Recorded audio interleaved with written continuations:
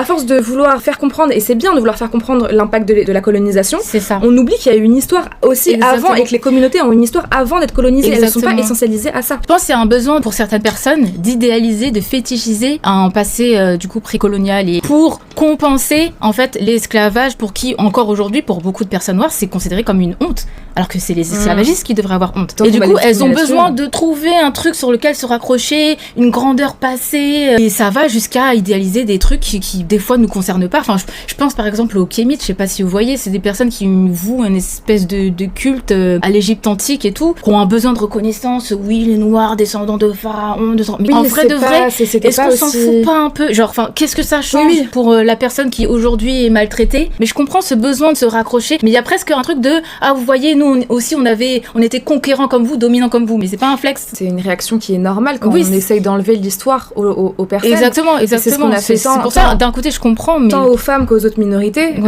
tout le matrimoine a disparu, et toute l'histoire africaine, etc., a disparu au profit d'une histoire qui est beaucoup plus blanche. Exactement. Et du coup, à force de vouloir retrouver cette histoire-là, on peut aller dans un truc qui finalement est contre-productif. C'est dommage parce qu'il y a des gens en fait qui, sous couvert de décolonialisme, vont tellement au sud qu'ils arrivent au nord en fait, qui deviennent limite réactionnaires.